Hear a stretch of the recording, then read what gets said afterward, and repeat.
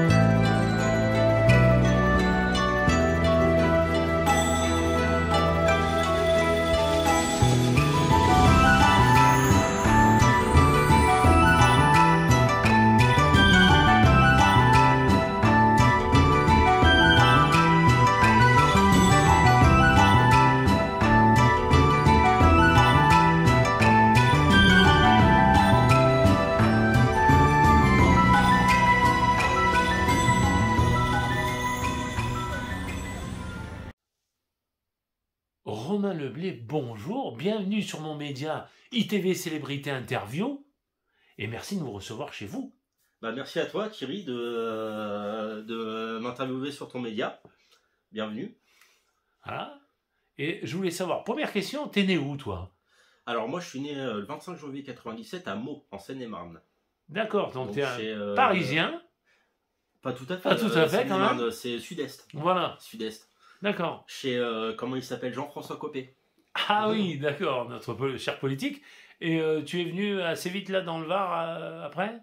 Ah non, moi je me souviens pas de quand j'étais à Meaux. Parce que mes D'accord. parents ont déménagé à Comble-la-Ville, Mhm, en Seine-et-Marne toujours. mhm, Donc j'ai fait mes premières années de maternelle là-bas. mhm. Et ensuite, on est arrivé dans ma ville d'enfance, en réalité, celle là où j'ai mes premiers souvenirs, bons souvenirs même, D'accord. à Longueville. Donc, Longueville, c'est une ville à côté de Provins, la ville médiévale. D'accord. D'ailleurs, pour ceux qui ne connaissent pas, de tes abonnés ou de tes viewers, j'invite tout le monde à aller à Provins, parce que il y a la fête de la moisson tous les ans, c'est une très belle ville. Il y a les remparts qui sont conservés et tout ça. Moi, j'ai fait des sorties scolaires là-bas. Donc moi je vivais à Longueville, une ville qui s'est construite autour d'une usine qui s'appelait les usines de Gond, fermée en 2003 malheureusement, désindustrialisation pardon. Ouais, ouais. Donc à Longueville, donc j'ai fait toutes mes comment ça s'appelle primaires là-bas. Ok. Dans deux écoles différentes mais à Longueville. Et après j'ai fait mes premières années de collège jusqu'au milieu de quatrième à Provins, au lycée Jules Verne. Très bien. Donc j'étais prédestiné à devenir créateur. D'ailleurs, entre petites parenthèses, tu viens de dire que tu es né le 25 janvier. Tu es né comme moi, le 25 janvier, et Jules Verne était un Verseau aussi. Ah, ça. Petite parenthèse. C'est une coïncidence, hein. Alors, il n'y en a pas dans la vie, mais bon. Donc voilà, donc à Provins. Puis après, donc bon, moi, j'ai connu, pas vraiment, si ça a été un peu un traumatisme, c'est-à-dire que mes parents ont divorcé. Donc ma mère a décidé de suivre son compagnon qui lui était de Nice à l'époque. Donc nous on est arrivé d'abord au Canet. D'accord. Au Canet, on a fait le Canet, on est resté quelques années au Canet, puis après à Cannes même, Cannes-la-Bocas précisément. Notre rencontre d'ailleurs vient de là. Là-bas. Puisque c'était sur un festival. Hein. Et donc là-bas j'ai fait, donc j'ai fini mon collège. Oui. Donc j'ai fini ma quatrième et j'ai fait ma troisième à Mandelieu-la-Napoule. Très bien. Parce qu'il faut savoir que moi, j'avais choisi l'option allemand. Je parle très peu allemand parce que ça, c'est un de mes grands regrets. C'est-à-dire que j'ai pas été très attentif en cours d'allemand et au final, en fait, c'est une langue qui est magnifique. Donc, j'ai raté un peu ce truc-là. Faudrait que je me rattrape. Et ici, en fait, on trouvait pas de classe qui faisait allemand. Et le seul endroit où on a trouvé, c'est Albert Camus à Mandelieu. D'accord. Albert Camus, qui d'ailleurs, j'ai commencé à découvrir beaucoup plus tard les œuvres de Camus, tout ça, notamment grâce à certains youtubeurs ou ce qu'on appelle les streamers, Bien sûr. tout ça. Donc, Bien sûr. et puis Personnage après, qui t'a intéressé donc? qui m'a intéressé parce C'est que ouais, c'était un personnage plutôt de gauche et donc moi c'était un grand citoyen. Moi je connais pas plus que ça Camus, j'ai pas approfondi le sujet. D'accord. Et puis bon bah j'ai fait un lycée professionnel, D'accord. donc Alfred Dutinel. Mhm. J'ai fait un bac pro élec, donc pour devenir électricien. Mhm. Et puis après à Cannes j'ai fait 2 ans de BTS au lycée Jules Ferry. Très bien. Voilà. Qui est boulevard Carnot, Tout à fait. hein, en montant. Et plus loin, on prend le rond-point Grande-Bretagne et on part sur l'autoroute. Ouais, c'est ça. C'est ça. Très bien. Tes formations professionnelles dans la foulée, donc? Bah j'ai fait bac pro et BTS. Parce que malheureusement, tu vis pas encore complètement du manga. Non, non. Donc tu es obligé de travailler, malheureusement. Et donc, tu nous expliques ça? Oui, bah après moi sorti de lycée avec mon BTS en poche, j'ai d'abord fait un service civique, D'accord. donc comme écrivain public. Mhm. C'est là où j'ai commencé à passer mon permis. Alors, ça a été très dur pour moi de passer le permis parce que je suis quelqu'un de très stressé, donc c'était D'accord. compliqué. Je l'ai raté 3 fois avant de l'avoir au bout de la 4e. D'accord. Et donc j'ai fait 6 mois de service civique. Mhm. J'ai fait quelques boulots de technicien de maintenance, enfin d'homme à tout faire, à la polyclinique de Cannes-Oxford. Très bien. Donc sur les hauteurs de Cannes, Mhm. la clinique de l'Estagnol à Antibes aussi, Ah, très bien. pendant 2 semaines, pas énorme. Et puis bon, le mec de l'Estagnol, il devait me rappeler parce qu'il cherchait quelqu'un. Puis ça a duré 1 semaine, 2 semaines. Puis bon, voilà, j'ai cliqué sur Pôle emploi. J'ai vu une annonce qui disait débutant accepté. Mhm. Ça me parlait de faire de la soudure, de l'usinage, machin, et qu'on allait me former sur le tard et tout ça. D'accord. J'ai postulé, on m'a appelé, j'ai D'accord. fait l'entretien d'embauche, c'est là où je suis chanceux. Et puis bon bah après l'entretien d'embauche, 2-3 heures après, on m'a appelé, on m'a dit bon bah voilà, lundi vous venez à 7h. Parce que bah, normalement on commence à 6h, 7h, comme ça on va à Belitran, on vous achète des affaires, et puis voilà. Puis depuis, bah j'ai pas changé de boulot. Ah, très bien. Donc D'accord. je suis ce qu'on appelle un technicien polyvalent, donc je fais très très peu de tournage, je fais du fraisage beaucoup, D'accord. du débit de pièces, dans une entreprise de métallurgie qui est ici à Saint-Raphaël. Voilà. Maintenant, aujourd'hui, tu habites à Saint-Raphaël. Tout à Tu as fait. quitté plutôt le Canet pour venir ici, hein? Voilà, c'est ça. D'accord.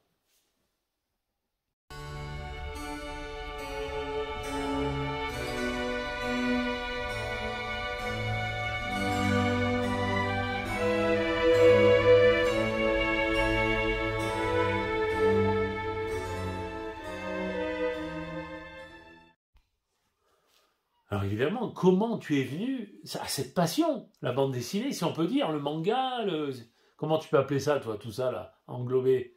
Bah moi j'ai toujours dessiné, comme beaucoup d'enfants, j'ai beaucoup dessiné. Puis quand je suis arrivé ici, je dessinais déjà un peu avant d'arriver en région PACA. D'accord. Et quand je suis arrivé ici, en fait, j'ai rencontré des personnes à mon collège qui eux aussi avaient cette passion-là. D'accord. Et eux aussi voulaient devenir auteurs de bande dessinée. C'est là où je me suis dit, j'aimerais bien pouvoir raconter des histoires sur ce format-là. D'accord. Je crois que on appelle ça le 9e art, si je dis pas de bêtises. D'accord. Le 9e art, en fait. Et donc c'est là où j'ai commencé à... En plus, en parallèle, moi, à cette époque-là, j'ai commencé à faire ce qu'on appelle des roleplay. C'est comme des jeux de rôle, mais par message interposé et tout ça. Mhm. Et moi, en fait, c'est vrai que c'est très critiquable, je sais. Mais c'est-à-dire que moi, je voulais que ceux qui me lisent, que ce soit dans les roleplays ou quand j'écrivais sur des blogs et tout ça, Mhm. je voulais qu'ils aient ma version du personnage. D'accord. C'est pour ça que je l'ai dessiné. Mhm.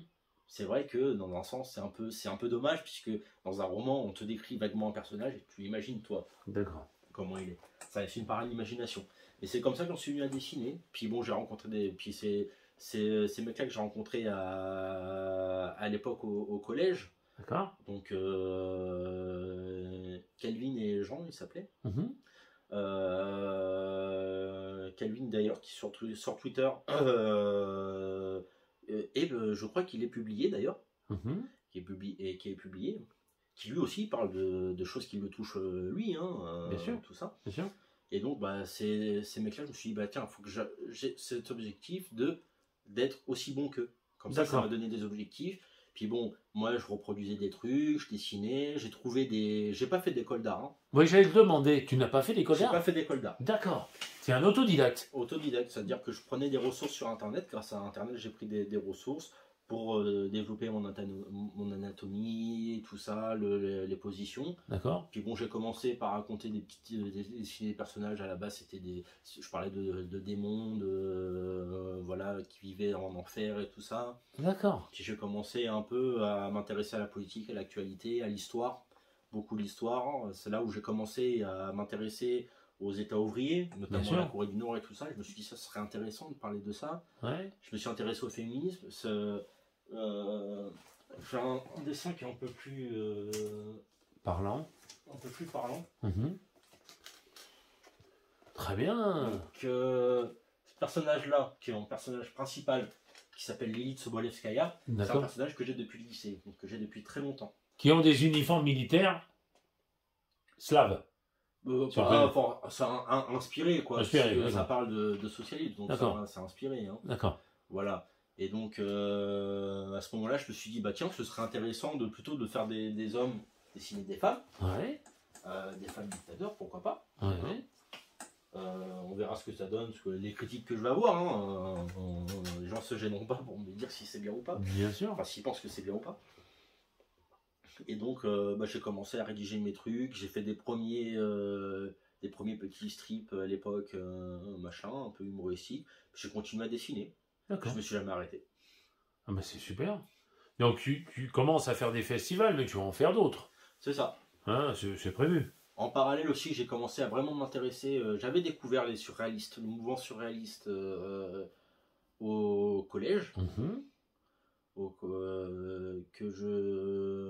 collège, j'étais encore en Seine-et-Marne. D'accord. Voilà, donc malheureusement, je me souviens plus du nom de ce prof d'art appliqué, d'art plastique à l'époque.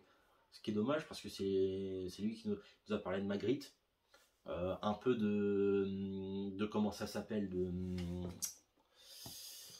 qui est très connu, Salvador Dali. Ah oui, Dali. Salvador Dali. J'ai découvert André Breton plus tard. Ouais. Quand j'ai commencé à m'intéresser au cinéma aussi, quand je suis arrivé ici, dans la région, j'ai découvert... c'est là où j'ai commencé à m'intéresser au cinéma. Bon, j'ai vu le film de Buñuel, Un chien andalou, à l'époque, entre autres choses. J'avais emprunté un livre au CDI qui s'appelait 1001 films à voir avant de mourir. Donc moi, je me souviens très bien que je faisais page par page, je lisais la description, et dès que je voyais un truc qui m'intéressait un peu, ou que je me disais faut le voir, je le notais. J'avais au moins 30-40 pages de noms de films, avec l'année, réalisateur et tout ça, que je devais voir. Et c'est à ce moment-là où j'ai regardé Shining, Orange Mécanique de Kubrick. En plus, en parallèle encore, moi au collège, là j'étais déjà arrivé ici. Alors ça, je m'en souviens très bien. C'est une prof de français. Au lycée, pas Jules Ferry, c'est au collège, pardon, Albert Camus. D'accord. Prof de français. Madame Kuzminac, elle s'appelait. Et elle nous a fait regarder Citizen Kane. Ah ouais. Citizen Kane, avec des analyses de plans, tout ça. Sûr. Le Roi et l'Oiseau aussi, on a vu avec elle. D'accord. Donc ça m'a ouvert un peu au cinéma. Quand je suis arrivé à Utinel, j'ai découvert George Orwell avec 1984. Par exemple. Donc j'ai acheté 1984, je l'ai lu. Ouais. Précédemment, moi j'avais lu aussi un peu Wells, Herbert George Wells. Bien sûr. La guerre des mondes, l'île du docteur Moreau, si ma mémoire est bonne. Exemple. La machine à voyager dans le temps. Bien sûr. En fait, H.G. Wells, bien sûr. H.G. Wells, ouais. L'homme invisible aussi, il y en a plein. Hein. L'homme invisible, je l'ai pas lu, l'homme invisible. Ah, c'est mon meilleur livre, moi. L'homme invisible, c'est très bien. Bon, j'avais lu Harry Potter à l'époque. Après, toi qui es intéressé par tout ce qui est quand même... tu aimes la science-fiction. Oui, beaucoup. Donc, il faut pas oublier de lire Asimov, Isaac Asimov. Je l'ai pas lu encore. Il faut le lire parce que c'est... Par exemple, iRobot avec Will Smith, inspiré d'un des romans de Isaac Asimov. Qui a inspiré un de mes films de SF préférés, qui est Total Recall, avec Schwarzenegger. Évidemment. Et puis Verhoeven, le réalisateur, qui a fait Robocop, enfin il en a fait plein. Hein. Et fun fact, j'ai regardé que très récemment Starship Trooper. Ah bah oui, bah fabuleux. Enfin, en tout cas, le premier et le deuxième, un peu moins bon, je trouve. J'ai mais vu bon. que le premier. Le premier est génial. Mais c'est vrai que ça peut te donner des idées dans la bande dessinée, évidemment, dans ce que tu fais. Alors, Verhoeven, en plus, il est très gore. Hein. Ouais, il est très gore. Très graphique. Hein. Ah oui, oui. Après, moi, niveau cinéma, moi, j'avais commencé à faire des bandes dessinées gore. D'accord. Avec des animaux anthropomorphes. Aussi. Et c'est là où j'ai créé un autre de mes personnages il y a très longtemps. Oui. À la base, il s'appelait Tony, parce que j'étais un peu jeune. Et en fait, j'ai transformé, je l'ai remodifié en profondeur. D'accord. De Tony, c'est devenu Théodore Bruno Mattei. Ah. Comme Bruno Mattei. D'accord. Ancien artiste du mouvement surréaliste et tueur en série. Ah, il y a toujours un rapport. Ouais. Donc on a Jason Voorhees avec son masque, on a Michael Myers avec son masque, Freddy avec ses griffes. Oui. Théodore Mattei, son look c'est un chat violet. Voilà. D'accord. Ah, c'est aussi, inspiré. Ça a inspiré. Et puis bon, moi je suis très... Moi, mon cinéma de prédilection, c'est le cinéma d'horreur, le giallo. D'accord. Et le cinéma de genre. D'accord. Mais toujours aussi proche de l'horreur. D'accord. Et tu voudrais retranscrire ça un jour en bande dessinée toi-même? J'aimerais bien. D'accord. Des personnages à toi À moi, ouais. D'accord. Sauf que souvent, les cinéastes italiens, ils aiment bien placer leur action aux États-Unis. Bien sûr. Et ben, moi, ça va se passer en France, en Italie. Théodore Mattei, c'est un Italien. Bien sûr. Puis bon, avec les personnages, j'aimerais bien les appeler par des cinéastes italiens que j'aime bien. J'aime beaucoup Argento, Évidemment. Bon, Romero, du coup, puisque moi j'aime beaucoup les films de zombies. Bien sûr. Donc j'ai vu Walking Dead. The Walking Dead, ouais, j'attends la suite. Là, la suite, ouais. Je suis en train de regarder. Ouais. Je crois qu'il y a 11 saisons déjà de sortie. Ouais, c'est ça. Et donc, ça te plaît, ça? Ça me plaît. Ouais. Romero, par exemple, j'ai vu, il y a très longtemps d'ailleurs hein, que je les ai vus. Hein, c'est des premiers films que j'ai vus. Bien sûr. Oui, mais... C'est-à-dire que j'ai vu d'abord Day of the Dead. Ensuite, j'ai vu Night of the Living Dead. D'accord. Puisque François Terrel, donc le fossoyeur de film, avait sorti une vidéo sur les Midnight Movies. D'accord. Donc j'ai regardé Night of the Living Dead. J'ai regardé le remake des années 90. Et j'ai vu Dawn of the Dead aussi. D'accord. Voilà. Tout ça, c'est une masse d'inspiration où tu peux demain faire une bande dessinée en rapport, quoi. Une bande dessinée, moi j'ai plein d'idées. Par exemple, à un moment donné, je voulais faire une bande dessinée, une invasion de zombies, sauf qu'au lieu qu'elle se passe aux États-Unis ou en France, elle se passerait en Union soviétique. Qu'est-ce qui serait passé si ça arrivait en Union soviétique? J'allais y venir. D'accord. Est-ce que ça coûte cher de faire une bande dessinée? Bah moi, ça me coûte pas. Toi, non, parce que tu dessines beaucoup. Mais quelqu'un qui ne sait pas dessiner, mais qui a une histoire comme toi, il doit la faire transcrire en bande dessinée avec un dessinateur. Ça coûte cher en ce moment? Je sais pas. T'as pas d'idée, hein? Je sais pas, parce que je suis pas. Moi, je suis vraiment en dehors de ce milieu-là, puisque moi, en fait, en quelque sorte, c'est un hobby que je fais ça sur mon temps libre. Donc, moi, à produire, ça me coûte pas. Bah, moi, je dessine avec des Posca, donc ça coûte un peu un bras, puisque les Posca, ça s'use assez vite. D'accord. C'est quoi son expression pour le public? Hop. Je vais le montrer. Voilà. C'est ces feutres-là. D'accord. Voilà, de toute taille et des mines différentes, plates. Ça coûte combien en moyenne, ça? Celui-là, il doit coûter. Ça doit coûter 12 balles, un gros comme ça. Ah, quand même. Les plus petits doivent coûter 2 €. D'accord. Voilà. Et ça, tu travailles combien de temps avec un. Il dure combien là? Ça dépend les couleurs que j'utilise. Il y a certaines couleurs que j'utilise beaucoup, certaines couleurs qui s'usent plus vite que d'autres. D'accord. Donc ça dépend, ça peut durer quelques mois, voire là celui-là le blanc ça fait déjà 3-4 ans que je l'ai, mais comme je l'utilise pas souvent, bon bah il me dure plus longtemps que d'autres quoi. Des plus petites mines, par exemple mes feutres noirs, ce que j'utilise pour faire mes contours. Je fais mes cases, je fais mes dialogues, je fais mes contours de personnages, tout ça avec des feutres noirs Posca, donc ça me dure pas longtemps. D'accord. Voilà. Ouais.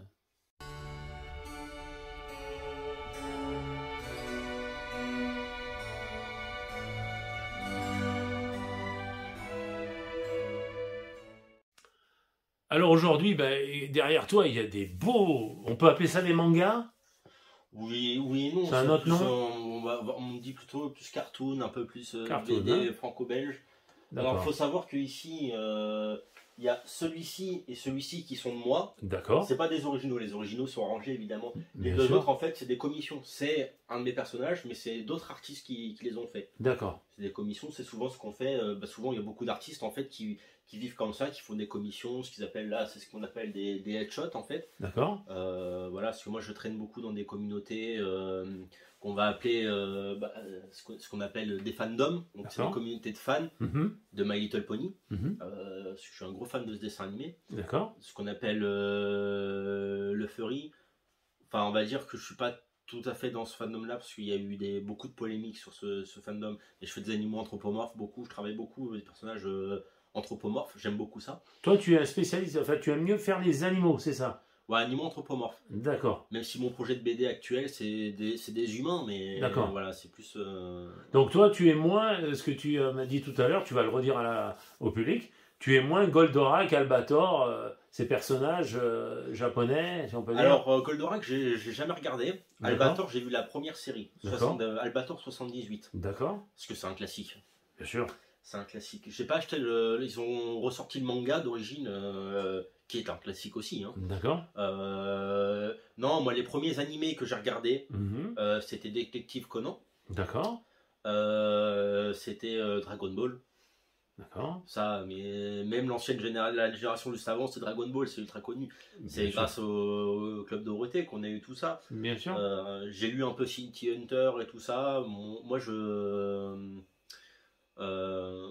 suis un peu inspiré par les mangas. Je lis beaucoup de bandes dessinées franco-belges. Enfin, j'essaye de plus en plus de lire de la BD française, franco-belge, quoi. Bien sûr. Parce que moi, j'évolue dans les milieux de fans de manga beaucoup. Je fais beaucoup de conventions avec des cosplayers et tout ça.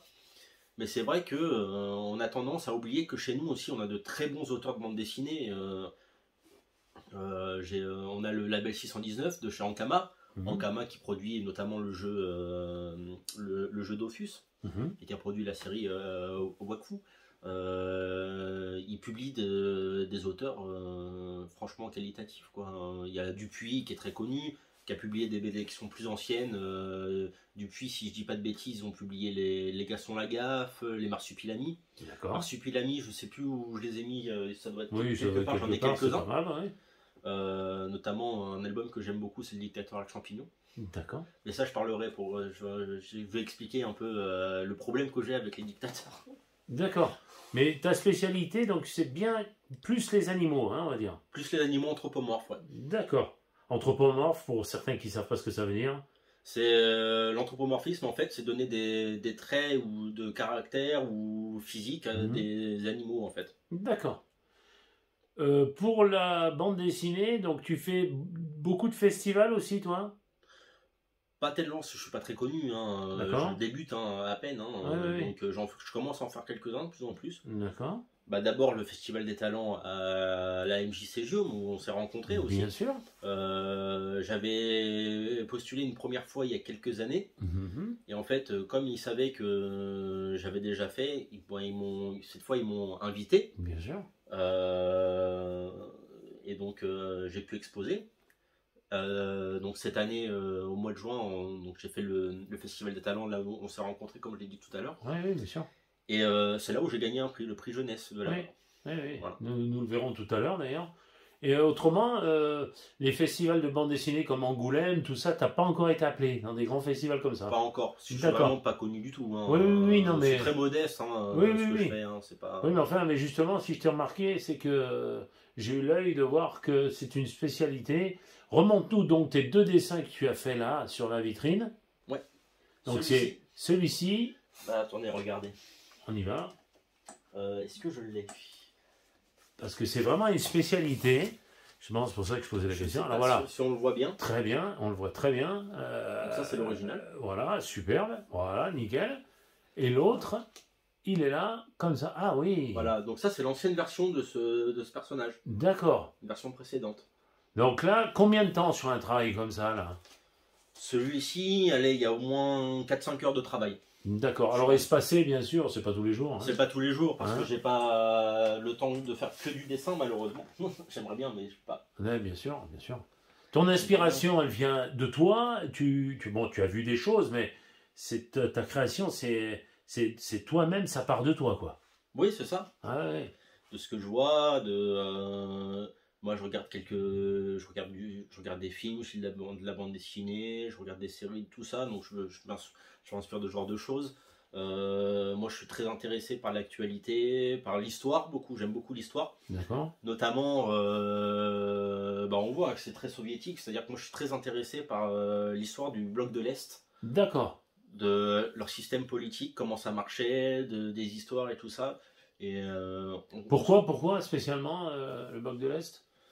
je sais pas spécifiquement, en fait, moi ça a commencé quand j'étais en première, j'ai commencé à m'intéresser à l'époque à la Corée du Nord. D'accord.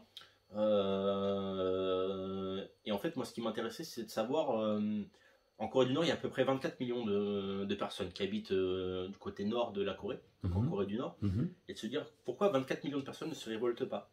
D'accord. Et en fait, on se rend compte que de comment l'État se met en place, des systèmes de répression politique, de surveillance, mais D'accord. aussi le fait que on a cette image d'Épinal où on voit le peuple qui pleure devant le convoi funéraire de Kim Jong-il quand Par il est exemple. mort en 2012, si je dis pas de bêtises, Mhm.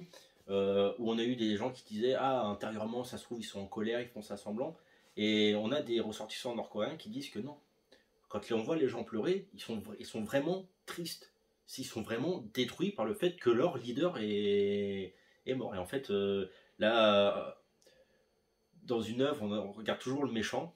Et D'accord. même dans le cinéma, moi j'ai toujours été très intéressé par les États, les pays ou les gouvernements fictifs. Par exemple, moi j'aime bien, je suis pas un fan incontesté de Star Wars, mais j'aime bien Star Wars, mais voilà, par exemple, moi j'aime bien les œuvres qui parlent de comment est organisé l'Empire. Parce qu'on voit le Seigneur Vador et donc Palpatine, donc l'empereur, Mhm. mais aussi, par exemple, moi j'ai vu des analyses sur le premier film, on voit je me souviens plus du nom de cet acteur qui est décédé malheureusement, qui jouait Tarkin, le personnage de Tarkin Ah dans oui. le tout premier Star Wars. Ouais, j'ai pas dans On la le tête. voit donner des ordres à Dark Vador, au Seigneur Vador. Et donc voilà, moi j'aime bien ça. Et du coup, moi la figure du dictateur est une figure qui me fait peur, bien entendu, mais qui me fascine. D'accord. Donc dans tes dessins, tu dis que ça ressort ça. Voilà. Voilà quoi. Bah là, ce personnage-là, en fait, ces deux personnages fonctionnent ensemble. Mhm. Ce personnage-là qui s'appelle Kobayev, Mhm. comme le pseudonyme que j'utilise, D'accord. c'est un tyran. Un tyran, d'accord. C'est un tyran, mais ça, c'est un projet que j'attends d'avoir un peu plus d'expérience pour le sortir, parce que c'est un gros projet que j'aimerais bien raconter. D'accord. C'est-à-dire qu'à la base, c'était pas un tyran. Il est devenu. Et c'est ça qui m'intéresse, savoir comment, par exemple, Staline, c'était le fils d'un cordonnier. Pour prendre l'exemple de l'URSS, Staline c'était le fils d'un cordonnier en Géorgie. Comment ce mec est passé du prolétariat pendant le prolétariat russe Oui. à secrétaire général du Parti communiste, à dirigeant de l'URSS, au vainqueur de l'Allemagne sur l'Allemagne nazie. D'accord. C'est pas rien. Ah oui, oui. Pareil, Hitler, qui est tristement célèbre pour La Shoah. la Shoah, Malheureusement. ça c'est quelque chose d'atroce. Ça me fait un peu. Non, pareil. Ça remue un peu les Ouais, sentiments, évidemment. la Shoah. Non, parce qu'en plus, vous voyez pas, mais là, moi, qui est caché. Toi non plus, tu le vois pas, c'est dans mon étagère. J'ai les deux tomes de Maus, de D'accord. Art Spiegelman, où D'accord. il raconte l'histoire de son grand-père qui a vécu les camps, Ouais. qui est très belle bande dessinée d'ailleurs. Et du coup, bah, j'ai perdu mon propos, je sais plus. Mais justement, j'allais te dire, ça revient souvent dans des personnages de bande dessinée, ça. Ou des thèmes politiques comme ça. Tu parles spécifiquement de moi, de mes œuvres? Non, en général. En général, pas forcément, puisqu'il y a plein plein de thèmes différents. Bon, là, c'est caché derrière, mais au dernier festival de la BD que j'ai fait, où j'étais pas invité, je suis venu en tant que visiteur. Bien sûr. Il y a À Cheval, où ça parle de chevaux, en fait, de chevaux. Il y a derrière toi, donc derrière la caméra, vous voyez bien pas. sûr. Il y a de Petit Luc et d'un autre qui a des BD sur Staline et Hitler, GV pour Vendetta, qui parle d'état. J'ai La Révolution, le A, la lettre et pas la Révolution, qui est une très bonne découverte. Donc c'est pas forcément récurrent, mais moi par exemple je lis beaucoup Bilal, Enki Bilal, qui est d'origine yougoslave, donc qui est touché par ça. Bien sûr. On voit, il a fait un film Bunker Palace Hotel, oui. où il y a des petits symboles qui, moi, ma théorie, c'est que en fait le pays qui nous montre, il nous parle pas de l'idéologie politique de ce pays dans Bunker Palace Hotel, mais il y a des symboles qui me font penser que je pense que c'est un État de l'Est. D'accord. Stylisé parce que c'est un auteur de bande dessinée, mais c'est pas foncièrement un truc récurrent. Il y a des bandes dessinées qui sont pas du tout des thèmes politiques ou qui parlent pas spécifiquement de la dictature. En général, ça peut parler de tout. Voilà, c'est ça. Hein, parce que au niveau de, par exemple, les comics, tous les personnages signifient quelque chose. Oui, bien en sûr. général. Et il y a toujours le bien et le mal.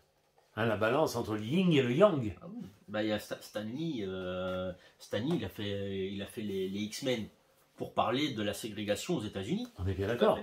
Donc il y a toujours un message ludique, peut-être à la base, puisque c'est de la bande dessinée, hein, ou un film animé, et en tout cas derrière ça cache des idéaux. Des idéaux, voilà. Hein, on est bien d'accord. Qui sont pas forcément toujours. Ouais, moi que je suis pas toujours d'accord. Ouais. Moi il m'est arrivé de lire par exemple des BD de Marceau, qui est un auteur plutôt classé à l'extrême droite. Et bon, quand je l'ai découvert, je ne savais pas. Ah oui, on ne sait pas. Voilà, on ne sait pas. Et puis, c'est après. J'ai découvert. Est-ce que ça te bloque, ça, d'un seul coup? Non. Non, tu t'intéresses quand même, tu es obligé. Je m'intéresse, je suis obligé de m'intéresser. Moi, je n'ai pas peur de me cacher. Par exemple, sur l'Allemagne nazie, je suis allé fouiller, chercher comment ça se passait là-bas. C'est-à-dire que nous, on sait ce qu'ils ont fait subir aux Juifs. Mais la façon dont était géré l'État, c'était très spécifique. En plus, il y a des trucs un peu des tests sur l'eugénisme et tout ça, voilà. avec le Lebensborn, où ils voulaient créer la race aryenne de demain, où il y avait des manipulations, tout ça, les tests scientifiques, enfin tout ça. Mais il y a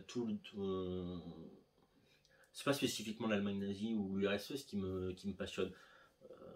C'est l'idéologie en général de la politique, on va dire. C'est la politique. Ouais. Et puis moi, j'aime bien m'intéresser aux États totalitaires, à l'histoire de ces personnages-là. D'accord. Qui sont des personnages qui sont horribles, mais extrêmement intéressants. C'est très fascinant. C'est fascinant de... Oui, d'où voilà, ces sigles qui peuvent ressortir sur tes dessins. Où tu auras toujours un petit côté comme ça, idéologique, politique.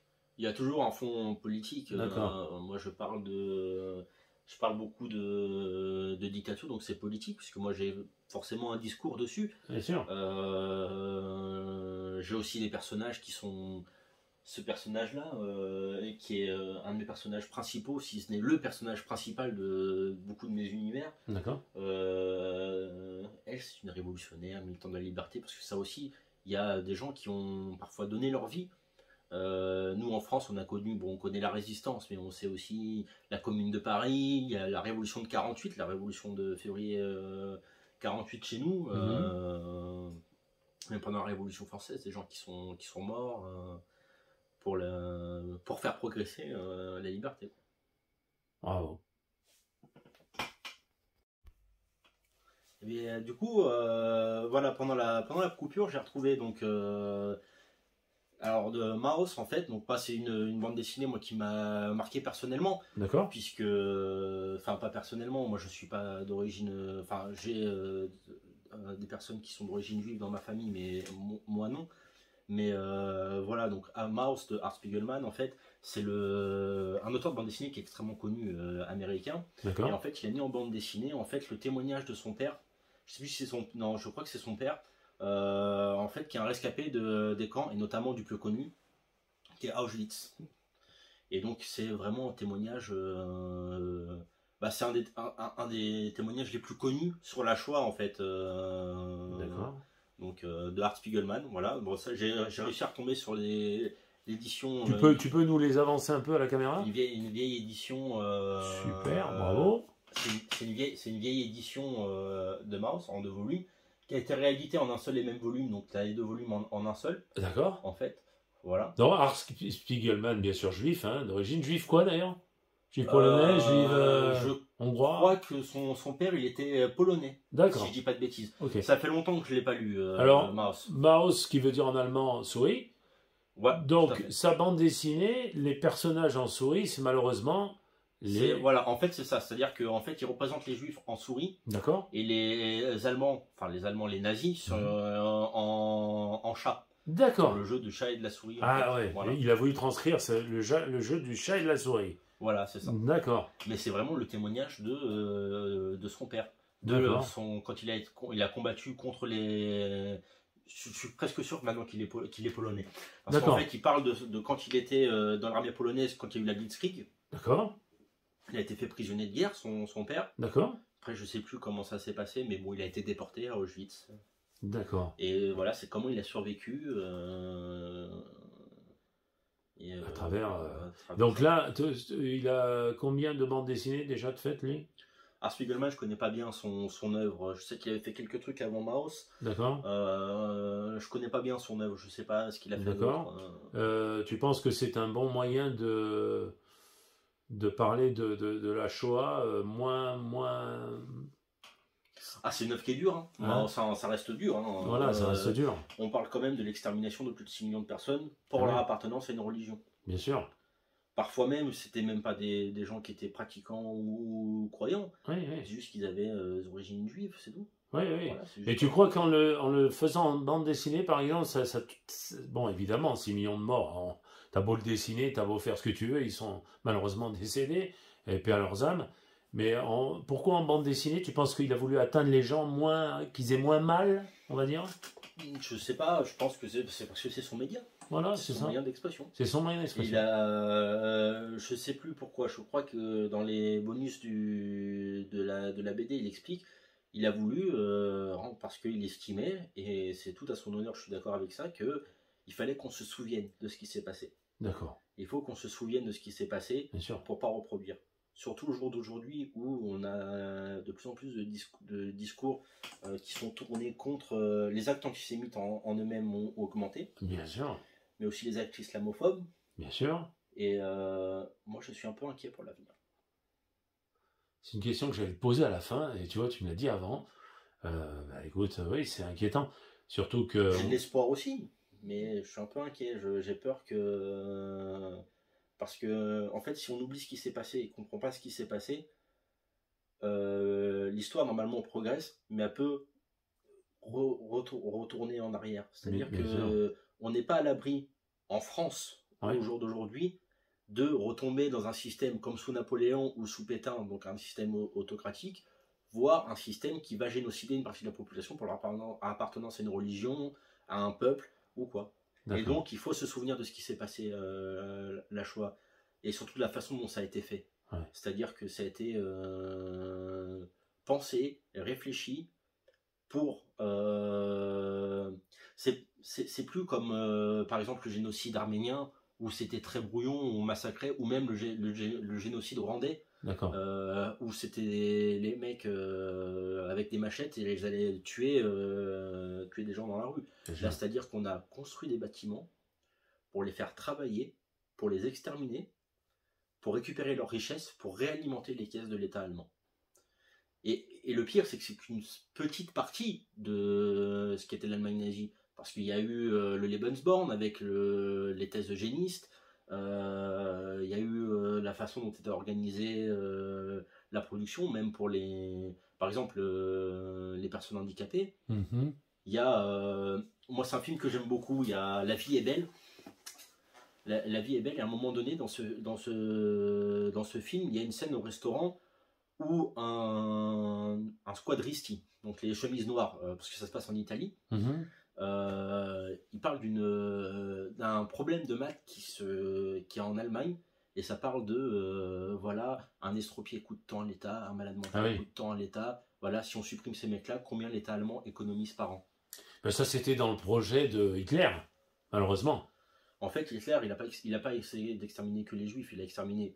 Les Juifs étaient déportés, les Tziganes, le peuple tzigane, et aussi les personnes qui étaient homosexuelles, les personnes qui étaient ce qu'on appelle neuroatypiques, personnes qui avaient des maladies mentales, mais aussi personne estropiée, ou même le simple fait d'avoir un cancer ou quoi, ça coûte à l'État du coup. Bien sûr.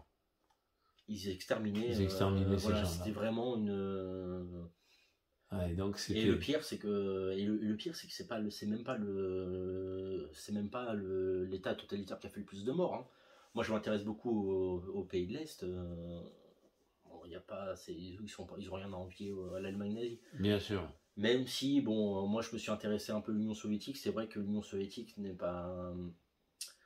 Enfin, l'URSS ou la Chine, il y a eu beaucoup d'avancées aussi, parce que avant qu'il y ait la bureaucratie s'installe, qu'il y ait eu la révolution, c'était vraiment un élan populaire, c'est-à-dire qu'il y avait des débats, ça discutait, il y avait ce qu'on appelait les soviets, les soviets d'ouvriers et de soldats, ouais.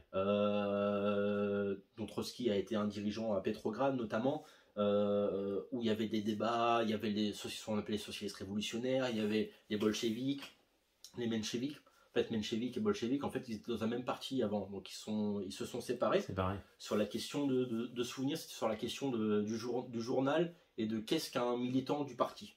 D'accord. Voilà, les mencheviks voulaient que tout le monde soit dedans, alors que les bolcheviks voulaient faire ce qu'on appelait l'avant-garde révolutionnaire, c'est-à-dire que c'est des gens qui payent une cotisation, qui ont une carte, qui ont une action militante, qui participent à des réunions, qui vendent le journal.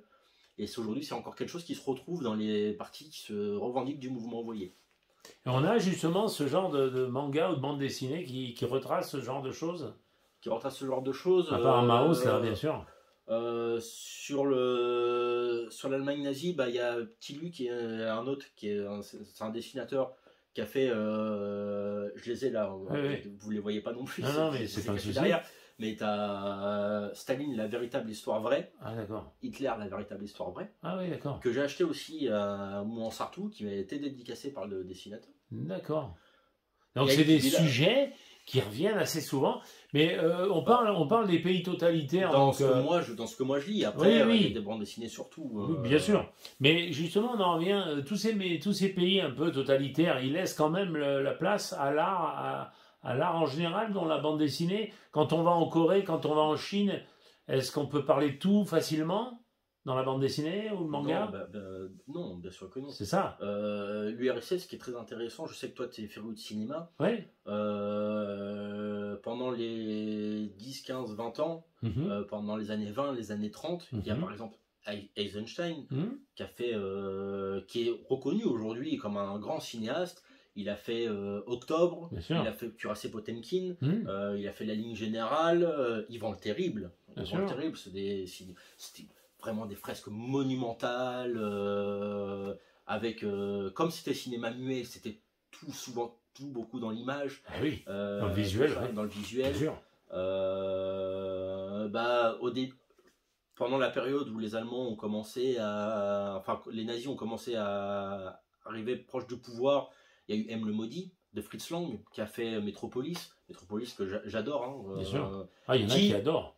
Un peu, je dirais pas que je suis pas au niveau de Fritz Lang. Hein. Non, je suis très loin. Mais Fritz Lang, il parle de totalitarisme et notamment de la condition ouvrière par le biais d'une cité futuriste où on a au-dessus la belle ville avec les gens qui vivent bien et en dessous les travailleurs. D'ailleurs, imagerie qui a été reprise par le groupe Queen dans Radio Gaga. Quand on le voit manipuler l'horloge et qu'on les voit dans l'espèce de voiture volante, c'est des scènes qui sont dans Metropolis. C'est ça. J'adore Queen. Non, d'accord. Queen. Mais c'est vrai qu'alors, donc à travers le manga ou la bande dessinée, on retrouve des faits bien précis, souvent de la politique quand même. Moi, dans ce que je lis, oui. Ah, ouais. Parce que moi, par exemple, je lis en comics, je vais lire V pour Vendetta. Ouais. Donc voilà, ça parle d'un tueur un peu surhomme qui va tuer des représentants d'un État fasciste. Inky Bilal, je lis beaucoup. Inky Bilal, il parle beaucoup de totalitarisme, mais toujours pareil, dans un truc un peu futuriste, un peu post-apocalyptique. Après, je peux lire des trucs qui parlent pas du tout de ça. Hein. Moi, je parlais d'Ankama tout à l'heure. Je lis Maliki. Maliki, ça parle pas politique. Hein. C'est tout à fait différent. Je vais lire, j'aime beaucoup la série Ragnarok de Boulet aussi, ça parle pas de politique, ça parle d'un petit dragon en fait, qui a des toutes petites ailes, donc il sait pas voler, il sait pas cracher du feu. D'accord. Et c'est plein de petits strips rigolos, et puis après, il a fait vraiment des albums où c'était juste une seule histoire.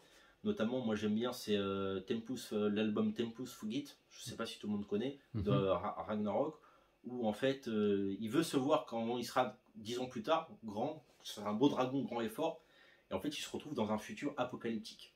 D'accord. Où lui, grand, terrorise le monde. Et il y a un twist à la fin, je ne vais pas révéler, qui parle de ce qui se passe quand tu voyages dans le temps. Disons que c'est, il est en gros Boulet, en fait, il sera en désaccord avec Zemeckis.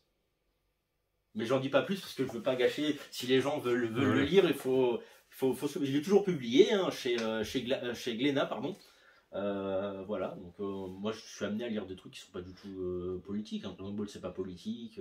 Ce qui est drôle, ce que tu dis, parce que Hollywood, quelque part, les gens sont beaucoup très naïfs. Hollywood, depuis des années, il nous montre des choses qui arrivent depuis un certain temps. Maintenant, Spielberg nous a montré en 97 dans Minority Report les premiers drones. Et en fin de compte, de plus en plus on en parle. Hollywood est au courant de beaucoup de choses, parce que des gars comme Spielberg, par exemple, ils en savent beaucoup. Et on ne sait pas tout parce qu'on le voit par les films, mais en vrai, on est tellement dans notre business, on ne voit pas tout parce qu'on travaille, et on a une vie malheureusement alimentaire. Mais c'est vrai qu'il y a beaucoup de messages. Donc tu viens de m'apprendre surtout que dans la bande dessinée aussi, il y a beaucoup de messages. Bah bien sûr.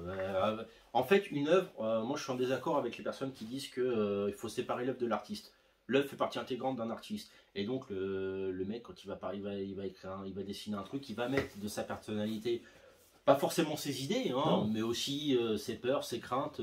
Oui, bien sûr. Kobayev, qui a le personnage en lui-même, en soi qui est un tyran, c'est disons que c'est ce qui m'effraie.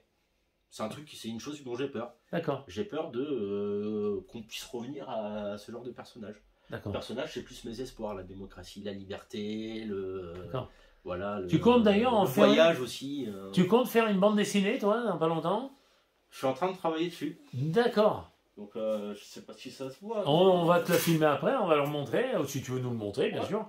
Alors ça, c'est quoi? C'est une première page déjà? C'est alors j'ai déjà fait deux strips de ça que je n'ai pas sorti encore puisque je compte faire une vingtaine, 20-25 pages sur cet univers là. D'accord.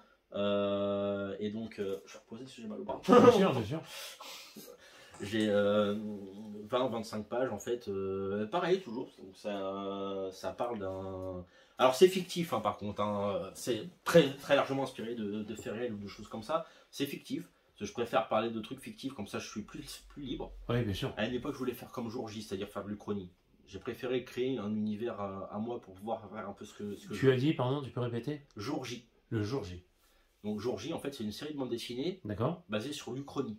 L'Uchronie, c'est quoi l'Uchronie? C'est-à-dire qu'on change un élément historique et on imagine ce qui se serait passé si cet élément avait changé. Donc ça devient fictif. Par exemple, il y en a un, que c'est l'exemple qui me vient en tête, c'est-à-dire qu'on imagine ce qui se serait passé si les soviétiques avaient été plus loin. D'accord. C'est-à-dire qu'en fait, du coup, c'est pas l'Allemagne qui est coupée en deux, c'est la France. D'accord. Avec, je crois, c'est Paris de l'Est, Paris de l'Ouest, puis une histoire d'agents secrets, choses comme ça. D'accord, au milieu. J'imagine la révolution russe, si c'était, admettons, la révolution russe, c'est les anarchistes qui avaient gagné plutôt que les bolcheviks. Bien sûr. Qu'est-ce qui se serait passé? Bien sûr. Voilà, c'est très intéressant. J'aime beaucoup l'Uchronie aussi. L'Uchronie, la dystopie. Alors c'est quoi ça, la dystopie pour le public? La dystopie, c'est l'inverse de l'utopie, c'est-à-dire que c'est un monde futuriste, mais dire mauvais, un truc, je sais pas comment l'expliquer. Un exemple de dystopie qui est fondamental, que tout le monde connaît, c'est 1984. D'accord. De George Orwell. Ah, bien sûr. Donc un roman que j'ai découvert, d'ailleurs tout le monde dit, beaucoup de gens disent que l'éducation nationale ne sert à rien, j'ai découvert George Orwell grâce à l'éducation nationale, ainsi que Guy de Maupassant, et notamment les surréalistes. Donc tu lis beaucoup? Ces derniers temps moins malheureusement. Oui mais tu lis quand même beaucoup, parce que tu as une culture assez large. C'est assez large quand même, parce que tu me parles de tout là. Et ça te permet aussi de voir, par le dessin, peut-être tu administreras ta culture. C'est ça. De plus en plus. Là, le projet de BD que j'ai, c'est de parler d'un État communiste, fictif. D'accord. De parler de mon personnage principal, c'est sa dirigeante. Parce que moi, j'aime beaucoup dessiner des femmes. D'accord. Donc, c'est sa dirigeante, mais il y a aussi, voilà, je parlais du gouvernement, mais aussi de personnes lambda dans ce pays-là. Ce pays-là qui est dirigé par un parti communiste, ouais. Un État ouvrier ou une dictature pour d'autres. Voilà. Comment ces personnages évoluent, comment elle dirige son pays, comment elle fait pour maintenir son pouvoir, et comment en bas des gens du peuple existent. Parce que tu verrais une femme au pouvoir, toi? Ouais, pourquoi pas? Hein? Bien sûr. Si tu en parles, c'est que tu verrais bien une femme au pouvoir. Bien sûr. Hein? Elles sont capables de diriger comme tout le monde. Hein? Tout à fait. Hein? Elles seraient peut-être plus dures, peut-être, je sais pas. Malheureusement, on en a eu très peu, mais je crois qu'il y a des femmes qui ont déjà dirigé des pays. Il y a des impératrices très connues. Bien sûr. En Chine, en Russie. Puis même dans la fiction, j'aime beaucoup Game of Thrones. Je vais pas dire, parce que ça se trouve, il y a des gens qui n'ont pas vu Game of Thrones, mais. Oh, il y en a pas mal. Hein. Voilà. C'est quand même une série qui est. J'aime beaucoup le personnage de Daenerys Targaryen. Par exemple. Ou le Cersei Lannister. D'accord. Au sens où, dans Game of Thrones, il n'y a pas de gentil, il n'y a pas de méchant. D'accord. Chacun se bat pour ses intérêts, font parfois des choses horribles, mais ils essayent de survivre. Des personnages bons qui sont détruits, ou des personnages qui deviennent bons, qui étaient détestés au début de la série, et qui à la fin sont adorés parce qu'ils ont changé. D'accord. Ça, c'est le génie de George R.R. Martin, mais bon, j'ai pas son génie encore. Ça se travaille. Et puis il a le temps, il a fait des études pour, et maintenant il a l'argent pour créer encore. Bien sûr. Pendant que nous, on fait autre chose. Il y a House of the Dragon qui est en train de sortir. J'ai vu que les 2 premiers épisodes encore, donc je peux pas donner d'avis dessus. D'accord. Alors explique-nous, oui, comment tu as démarré cette première page de bande dessinée là. Donc c'est cette planche-là. Donc moi je commence par j'ai une idée en tête. Je commence par rédiger en fait un texte, notamment les dialogues, ce qui se passe comme une pièce de théâtre, ce qui se passe dans la case. Un storyboard. Hein. Voilà. Je peux être amené parfois assez souvent à faire dans un carnet brouillon vite fait les cases et tout ça, le placement des personnages pour que je sache un peu, voir si quand je veux faire un découpage un peu spécifique, parce que là c'est un découpage qui est simple, hein, oui. un peu spécifique, voir si ça peut marcher sur un format comme ça. D'accord. Donc comme ça, une fois que ça c'est fait, je sais où je veux en venir. D'accord. Je commence d'abord par faire mes cases. Super. Mes cases, les contours. Tes cadres, on va dire même. Voilà. Au cinéma. À rédiger mes textes, ou mes bulles, mes machins. Comme ça, je vois ce qui me reste comme place dans une case pour faire les personnages. D'accord. Et c'est là où je commence au crayon de papier faire mes croquis. D'accord. Je repasse au feutre. Et une fois que ça s'est repassé au feutre, bon, je vais gommer, je vais nettoyer ma page. D'accord. Et c'est là où je vais passer à la couleur avec mes Posca, mes contours. Et puis à la fin, bon bah je vais, une fois que j'ai tous mes contours, mes couleurs et tout ça, bon bah je fais mes ombres, je fais mes reflets, je rajoute parfois je peux rajouter des paillettes ou ce genre de choses ou des trucs un peu accessoires dessus, pour arriver à une page finie. Par exemple, je suis désolé, je me baisse. Pour arriver après à une page finie comme ça.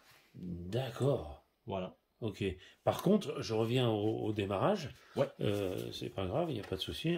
On est là pour prendre du temps et expliquer tout oui, ça. Il n'y a pas de souci. Quand tu pars d'un dessin, par exemple celui du centre, est-ce que tu pars de ce personnage-là ou tu pars du centre de la tour, par exemple, là?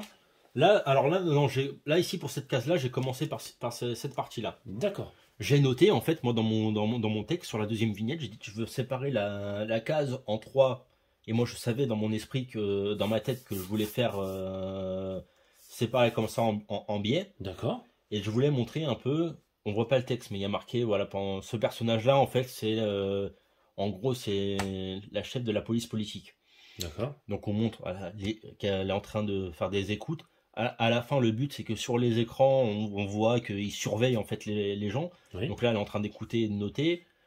Là, c'est un camp de militaire. C'est un goulag, quoi. Ouais, un goulag, ouais. C'est un camp de. Ça peut être tout n'importe quoi. Hein. Bien sûr. Moi, dans mon esprit, c'est un camp de travailleurs. D'accord. Ça peut être une prison, une base militaire. Oui, les gens, ils verront un peu ce qu'ils veulent. Bien sûr. Et là, j'ai fait ici, ouais, c'est des prisonniers avec le personnage devant pour montrer qu'elle supervise tout ça. À la base, je voulais faire des mecs avec des fusils devant, mais je me suis dit, fais pas ça, comme ça, c'est à l'interprétation des gens, savoir s'ils sont en train d'être torturés, s'ils sont juste mis comme ça, ou s'ils vont être fusillés. Et à la fin, je reviens sur mon personnage principal avec elle pour expliquer que voilà, elle était sous les ordres de dans l'histoire, sous les ordres de ce personnage-là. Mais bon, ça, je vais l'expliquer au fur et à mesure des différentes planches, des différents strips, voilà, qu'elles sont ensemble. D'accord. Ça, ce serait ta première page déjà? Tu sais pas encore? Alors, j'ai déjà deux pages pour présenter un peu le pays d'où vient le personnage principal. D'accord. Et là, en fait, ça va être, je crois que de souvenir, j'ai prévu de faire 4 pages sur ce personnage-là. D'accord. Pour expliquer qui elle est, ce qu'elle fait, sa relation avec le personnage principal, avec d'autres personnages principaux, en fait. D'accord. En fait, je commence par, je fais des strips pour parler de personnages importants de cet univers-là. D'accord. La présidente, qui est le personnage central, puisque c'est la dictatrice, la dirigeante. Bien sûr. Les personnages qui sont autour. Mais aussi, je vais parler d'une opposante politique, puisqu'il faut toujours un némésis aussi, et puis il faut parler un peu du traitement des personnages. Et puis, après, je pense que je vais parler d'autres personnages. J'ai pas encore de design pour ces personnages, mais ça va être une famille qui va s'appeler la famille Nazarbayev. D'accord. Où je vais parler de leur vie quotidienne. D'accord. Donc du père, et notamment, j'ai eu l'idée de faire sa fille. Et en fait, sa fille, au fur et à mesure, je pense que la BD va évoluer, si jamais ça dure longtemps, et ben, on va voir cette fille-là grandir. D'accord. Et ce sera un peu mon fil rouge, en fait. Pour que ça devienne, évidemment, un livre fini comme ça, tu dois, dans la deuxième... Toi, tu vas dessiner, tu vas faire tes couleurs et tout. Pour que ça devienne une BD, qui tu dois aller voir là? Un éditeur directement? Moi, je pensais faire ça en auto-édition.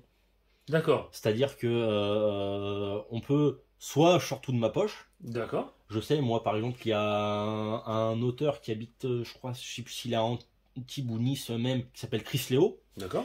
Que j'aime beaucoup, qui est une personnalité très atypique, très originale, que j'apprécie beaucoup. D'accord. Il fait ça en auto-édition.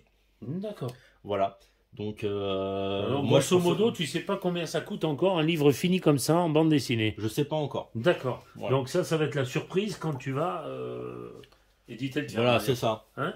Après, moi, j'ai ma page Instagram où je poste sur Internet. Bon, moi, je signe pas de mon nom en réalité. Je signe Kobayev. D'accord. Comme le personnage qu'on a vu précédemment. Bien sûr, bien sûr. Bah, ça, on le citera bien sûr dans ton reportage. Mais c'est vrai que ça va te forcer, bien sûr, à t'enseigner combien ça coûte en édition. Ouais. Après, voilà. Pourquoi pas si tu en fais une bande dessinée. C'est ça. D'accord. C'est pour ça que je veux pas faire beaucoup de pages.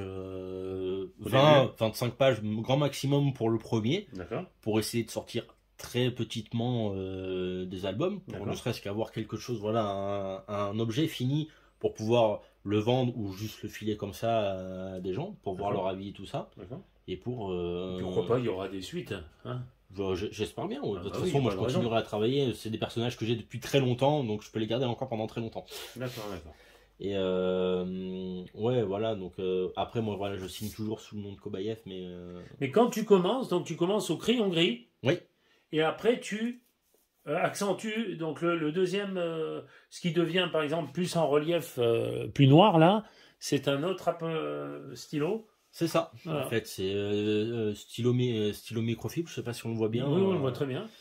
Stylo microfibre. Je fais très vite fait. Je fais pas un truc bien précis. Bien je sûr. vais passer tout ça pour que quand je gomme, en fait, pour que ce soit, l'objectif, en fait, c'est que tout ce qui est autour qui ne sert plus à rien. Moi, des fois, j'ai tendance à, je sais que c'est un gros défaut que j'ai tendance à appuyer un peu fort. Donc ça marque et c'est compliqué de gommer. Donc moi, il faut que je fasse un truc qui se gomme pas ou très difficilement pour pouvoir bien nettoyer propre ma page.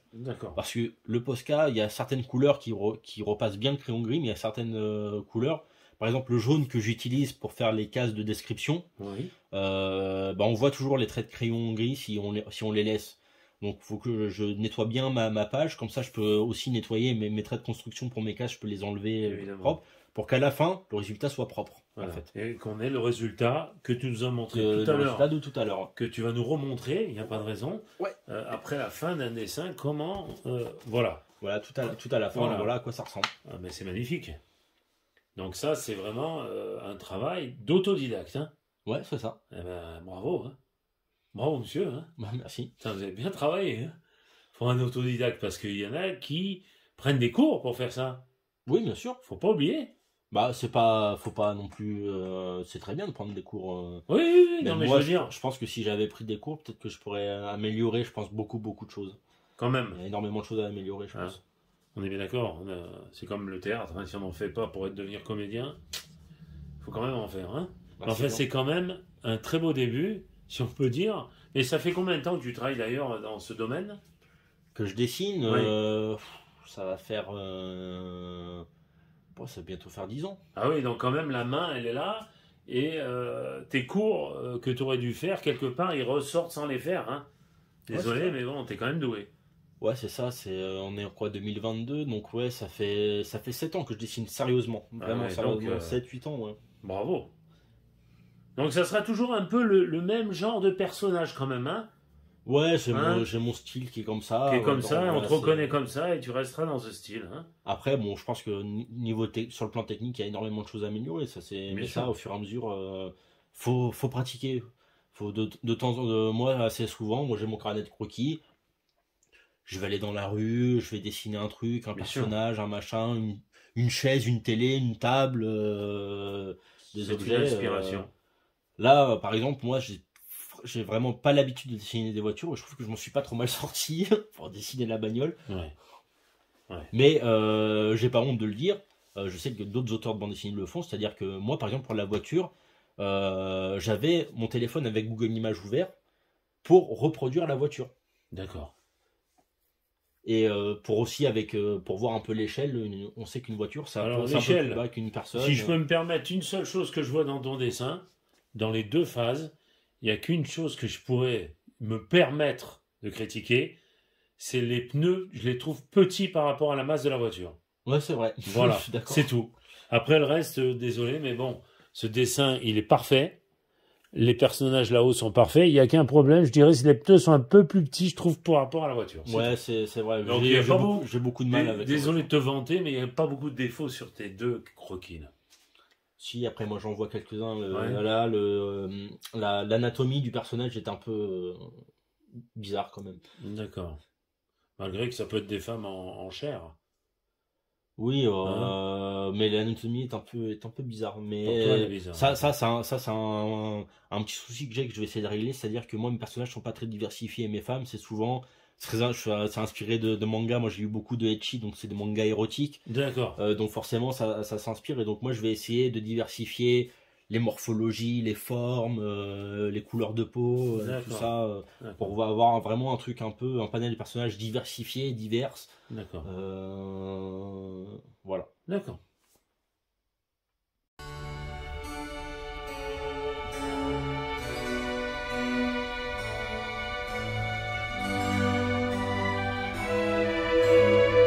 Comment tu vois évoluer le monde du dessin, toi? Est-ce que ça va être plus numérique, plus robotisé? Bah, là, alors, ce qui est marrant, c'est que j'ai vu une vidéo de... Je regarde beaucoup, je suis un jeune, je regarde beaucoup de vidéos YouTube, et c'est une chaîne YouTube qui est tenue par une vidéaste, qui s'appelle Laure. C'est l'art contemporain, qui parle d'art contemporain, et elle a parlé de l'intelligence artificielle dans l'art. D'accord. Et en fait, l'intelligence artificielle, en fait, ces derniers temps, en fait, est devenue une forme d'art. C'est-à-dire qu'elle a présenté plusieurs œuvres qui utilisent l'intelligence artificielle ou qui met en scène des intelligences artificielles. D'accord. Donc, j'invite tout le monde à aller voir l'art contemporain. Sa chaîne. C'est par l'art contemporain, c'est l'art contemporain. D'accord. Faudra peut-être l'écrire, mais franchement, je pense que son travail mérite d'être connu. Donc les IA arrivent à produire des dessins très beaux. Moi j'ai vu des fanarts produits par des œuvres par des IA. Après il y a de plus en plus de personnes qui travaillent au numérique, parce que le numérique permet, par exemple, ça on ne voit pas, Et t'as pas montré ce qu'il y a derrière, mais moi je collectionne les objets gonflables. D'accord. Donc dans le monde de l'art contemporain, il y a l'utilisation du gonflable. Je sais qu'il y a l'entreprise J.C. Keller qui fait des gonflables pour l'événementiel, des bulles, des ballons, pour des choses comme ça. Il y a Hans Walter Müller qui fait des structures gonflables, des théâtres en structures gonflables et tout ça. Il y a avec Watts Arcan dans les années 70 qui a fait le mobilier aérospace, qui a été repris par la marque Intex pour faire certains de leurs fauteuils, de leurs lounges gonflables. Bien sûr. Et donc moi, par exemple, je dessine des personnages qui sont pneumatiques. D'accord. Et par exemple, le digital me permettrait de vraiment donner plus ce côté plastique au personnage que j'arrive pas bien, je trouve, à voir avec le Posca au traditionnel. Oui, mais un objet gonflable, comme tu dis, il faut quand même le dessiner sur un papier. Il y en a, moi je sais, moi je connais quelques artistes qui sont aussi, qui ont la même passion pour les trucs gonflables, qui sont des artistes qui ne font que au numérique. D'accord. Et moi, il y en a certains qui disent que le numérique c'est pas de l'art. Si, tu utilises des techniques de ton temps.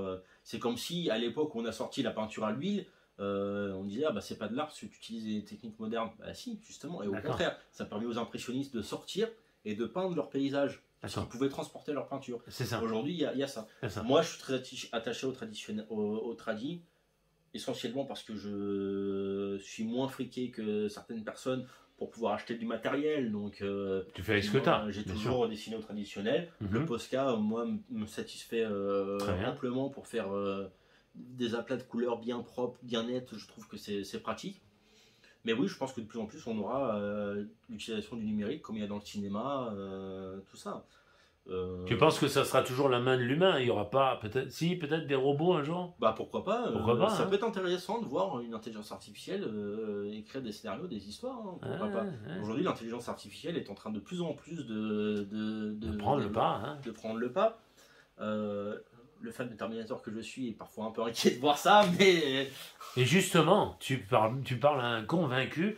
Les gens, je crois qu'il faut qu'ils arrêtent de penser que les problèmes de société vont être la religion, vont être les problèmes de ci, de là, enfin, les problèmes qu'on parle politique maintenant.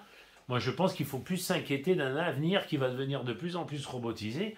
Et Terminator, on n'en est pas si loin que ça. Après, voilà, la robotique permet aussi d'améliorer... Par exemple, moi, à mon boulot, on a des machines numériques. Bien sûr. Ça me permet, voilà, moi je rédige mon programme, je teste mon programme, une fois que c'est lancé, je peux lancer ma série. Parfois, j'ai des séries de pièces une pièce qui va durer pendant 2-3 heures d'usinage. Bien sûr. Une fois que mon programme il est lancé, bah, je peux faire autre chose à côté. Autre chose à côté. Je deviens plus productif. Tu sais pourquoi? Ça nous aide aussi dans le milieu médical, les prothèses et tout ça. Bon, je pense que c'est comme d'habitude, c'est comme Internet, c'est comme une arme à feu, une voiture, l'électricité.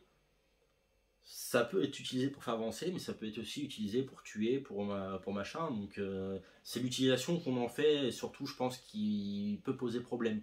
Il y a aussi le problème qu'on a peur que le robot prenne notre place de travail et de ne plus travailler. Mais justement, tu parles à quelqu'un de convaincu, puisque j'ai lu pas mal de romans science-fiction, puisque je suis un verso comme toi, petite parenthèse, et c'est la science-fiction qui nous attire le plus. C'est quand même dans les romans d'Asimov, il parle justement qu'un jour, on risque d'avoir un robot pour un humain, voire 2 humains. Et ils en parlaient il n'y a pas longtemps au gouvernement, qu'un jour, on aura peut-être un humain avec un robot qui fera nos tâches les plus difficiles. Et donc, on en revient à ce que tu dis. C'est-à-dire que nous, on sera peut-être le cerveau de la base, et on fera travailler le robot à notre place. Et on sera payé pareil. Ou on paiera peut-être un dû au robot. C'est-à-dire à l'État. Je pense que dans le cadre économique dans lequel on est, je pense que l'objectif dans la robotique, c'est de remplacer l'humain pour ne pas payer l'humain. D'accord. Ou d'en payer moins. Vaut mieux payer un mec qui entretient un parc de machines plutôt que 20 mecs qui font le boulot des machines. D'accord. La machine, elle ne mange pas, elle ne dort pas. Voilà. Bon, donc tu penses qu'à court terme, enfin à long terme, pardon, on risque d'être vraiment remplacé? Moi, je pense que c'est pas si problématique que ça, au sens où si ça permet de nous libérer de certaines tâches ingrates. Très bien. pourquoi pas. Par contre, il faut faire attention, parce qu'aujourd'hui, il y a le réchauffement climatique, faire attention à la pollution. Bien sûr. Par exemple, Internet, ça pollue énormément avec les serveurs et tout ça. Bien sûr. Donc attention, il faut aussi savoir qu'on est dans un moment où notre activité a un impact important sur notre environnement, et il ne faut pas négliger ça. Ouais. Voilà, donc je sais. Mais bon, je vais te faire, parce que tu n'es pas vraiment branché, je pense, astrologie. Malheureusement, ça va pas s'arranger puisque Pluton va rentrer en Verseau l'année prochaine, et Pluton, c'est la transformation, et la transformation vers le Verseau, c'est la science-fiction, c'est le modernisme, et il va rentrer pour 25 ans dans le Verseau, et il va y avoir des gros... Je pense même qu'il y a des inventions qui sont déjà faites, visionnaires, futuristes, et qui vont sortir assez vite dans les 5 ans à venir. Hein. Ça va aller plus vite qu'on croit, il y a des choses qui se préparent. Malheureusement, l'humain, si on part par là, il va être assez vite remplacé alors. Après, moi, il y a des choses, moi, par exemple, j'ai fait un BTS de maintenance, je travaille dans la production d'énergie, je sais qu'il y a des projets de moteurs à hydrogène, mais aussi les gaz à effet de serre, dioxyde de carbone, monoxyde de carbone, les réutiliser pour reproduire de l'énergie avec ces gaz-là. D'accord. C'est à l'état de, je sais pas où ça en est. Malheureusement, moi, je suis pas, je suis avec mon bac pro élec et mon BTS de maintenance. Je vais pas vous faire une thèse sur la robotique et tout ça. Je en dehors complète mes compétences. Non, mais malheureusement, tu es aussi là pour travailler et tu n'es pas là pour faire des discours dans ton entreprise. Mais moi, les machines numériques que j'ai à mon boulot, elles nous aident bien. Ça t'arrange. Voilà, ça nous permet en plus, nous, de pouvoir faire... Donc vous êtes à peu près combien dans la boîte d'ailleurs? On est une vingtaine. Une vingtaine. Est-ce qu'il pourrait y avoir le double par rapport aux machines? Je sais pas. Nous, l'objectif de ma direction, c'est de développer... En fait, moi, mon patron est assez âgé. Il aimerait bien prendre sa retraite. L'objectif, en fait, c'est que avant de partir, l'entreprise roule pour que nous, on puisse continuer à avoir du travail. D'accord. Voilà, on a des... Je peux pas... J'ai signé une clause de confidentialité. Je peux pas en parler plus. Mais de toute façon, l'usinage, à un moment, c'est tellement précis qu'on ne peut pas, avec la main de l'homme, être précis comme une machine. Aujourd'hui, il faut...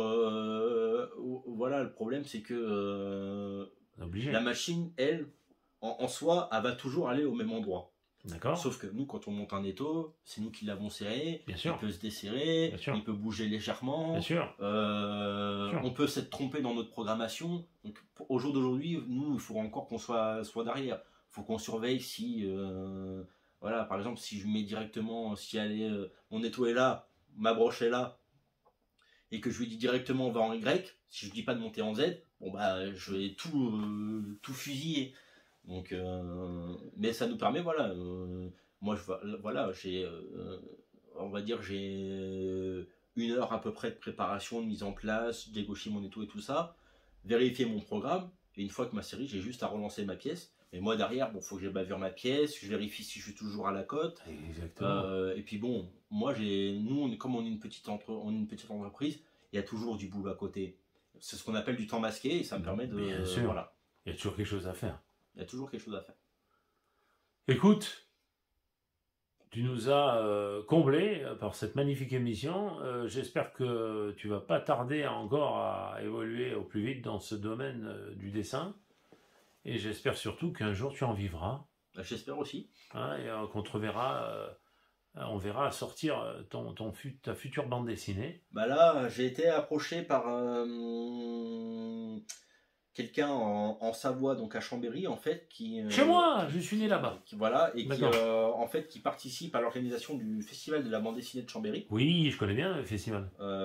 Donc, potentiellement, je pourrais peut-être être invité l'année prochaine. D'accord.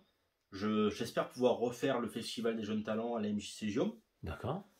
Ici, peut-être que je pourrais faire le festival. Il y a un festival à Saint-Raphaël tous les ans, je crois que c'est au mois de février. D'accord. Donc, festival de la bande dessinée. Et puis pourquoi pas Angoulême un jour, parce que c'est un gros festival. C'est un gros festival. Même s'il y a aussi le cinéma au milieu, organisé par Dominique Besnéard d'ailleurs. Donc, oui, pourquoi pas. Hein. Et après, pourquoi pas l'Europe? Ouais, pourquoi pas. Hein, ça devrait intéresser d'ailleurs, sûrement, puisque dans tes dessins, il y a le côté soviétique qui ressort, intéresser la Russie, intéresser d'autres pays. Bah moi, j'ai rencontré... c'est des auteurs de bande dessinée qui sont d'origine ukrainienne. D'accord. Donc leur société de production, c'est Minimus Mimimus Productions, que j'ai rencontré dans une convention, si je dis pas de bêtises, c'était à la fin de cet été, donc qui était ici à Fréjus. Donc c'était une convention en fait, et ils font aussi un peu de la SF et tout ça, un peu teinté sur leur expérience personnelle là-bas, parce que c'est notamment celui qui fait les scénarios. Il a connu l'Union soviétique, il est né pendant la période de l'Union soviétique, donc on en a discuté et tout ça. C'est en plus leur travail est très bien. C'est une jeune dessinatrice, elle dessine vraiment très bien. Ils ont sorti une bande dessinée qui s'appelle Orbifoot. Qui parle en fait de. C'est un mec sans le sou, un peu paumé. En fait, on lui dit, bah on va, je sais plus, je crois, on lui congèle son cerveau et on lui réimplante une décennie ou 20 ans, je me souviens plus exactement, 20 ans plus tard, dans un nouveau corps. Et en fait, il découvre comment la société a évolué. Voilà, et c'est très intéressant. Alors, c'est rien à voir parce que l'Ukraine en ce moment, mais ils viennent chez nous. Tu as connu avant qu'il y ait cette migration de personnes. Non, pardon, c'était pendant. C'était cet été. D'accord. Ok. Malheureusement, il a fallu attendre l'invasion de l'Ukraine pour qu'on puisse connaître un peu leur travail. Mais d'accord. Franchement, bonne rencontre, très bonne rencontre. Hein. Bon, ben c'est bien. Ben, écoute, on te souhaite le meilleur. Et puis, dès que tu es sur un festival, tu nous tiens au courant. Il n'y a pas de souci. Allez, je te remercie.